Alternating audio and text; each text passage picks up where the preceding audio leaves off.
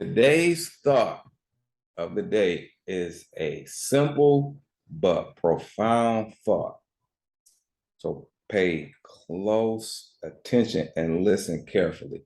Also, I have a video coming soon about stereotypes, the limitation of stereotypes. I was involved in an awesome conversation today, but that video is coming in the near future.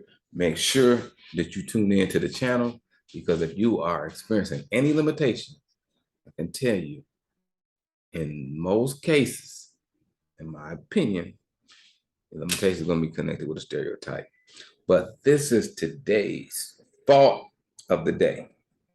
And it reads, how often we find ourselves at odds with one another as a result of interpreting the meaning of another man's words as our own.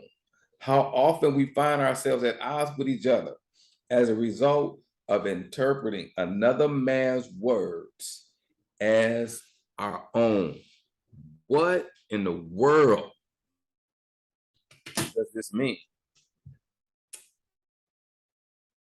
In many cases, we find ourselves in conflict with one another. Remember, conflict is inevitable. It's a tool used for growth when we have the right and most accurate perception of who we are. Because our perception of who we are determines how we see experiences, events, and people around us. How often do we find ourselves at odds in conflict? And the type of conflict that we find ourselves in is conflict that is unresolvable. We don't resolve it.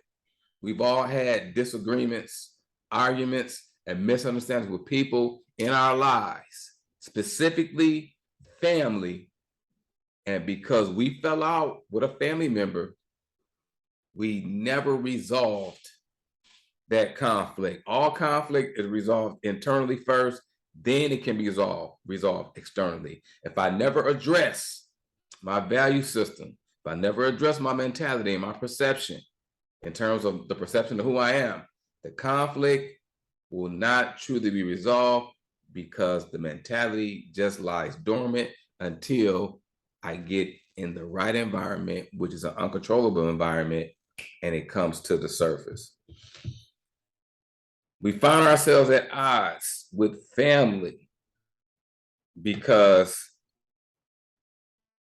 of being self-aware. And when I say self-aware, I mean entirely too self-aware. You can be self-aware, but you can't be so self-aware.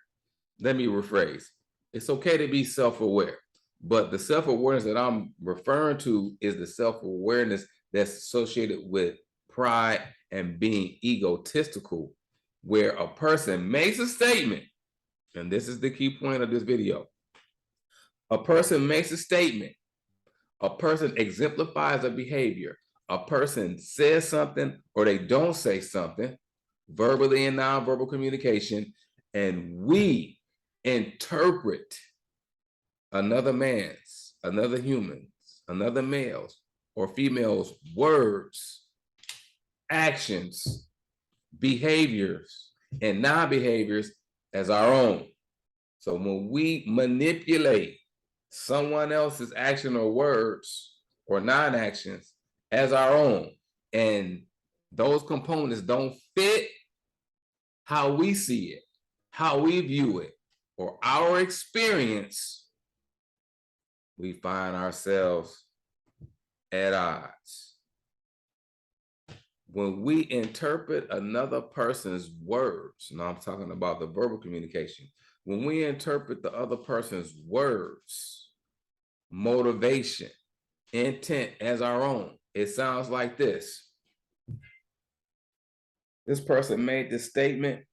Oh man, I know why they said that. Yeah, man, they said that because of this and because of this. And it drums up a conclusion. I call it putting a period at the end of someone else's sentence.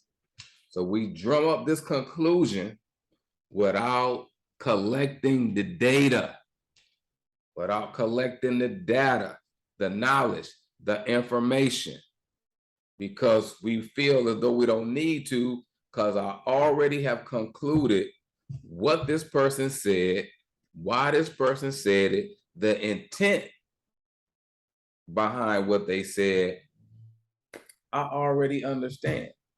So when a person approaches me or when I interact with that individual, you don't have to say anything. I already know what you're going to say. I have been in those situations where an individual actions was offensive as a consensus, as a social consensus. That person's behavior was inappropriate in a setting. And when I approached that individual to have the conversation in a non-confrontational way, when I say non-confrontational, it wasn't volatile, it wasn't aggressive, it wasn't even assertive, it was more passive. Hey, we need to have a conversation. The person said, hey, I already know what you're gonna say.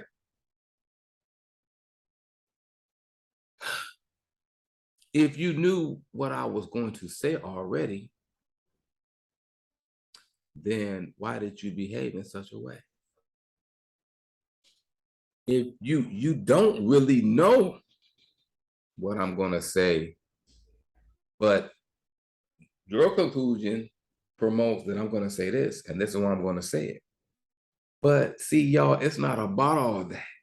It's about being able to listen intently, not looking to respond with words, but looking to respond with understanding. We say it oftentimes, it sounds good and it sounds deep, but until we integrate this skill as a part of how we socialize with individuals on a consistent basis, we will experience inconsistency.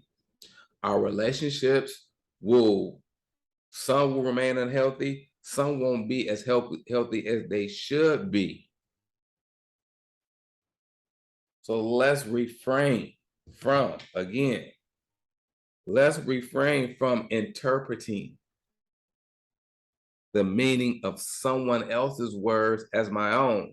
I can't afford, if I'm going to grow and develop, if I'm going to maximize and reach my full potential, if I'm going to accomplish and fulfill my purpose and destiny, I cannot afford to continue to interpreting the meaning of someone else's words of my own, because even though I may feel like or believe that I know, the principle of humility is not activated if I don't give a person room to express what they think, how they feel, their intentions.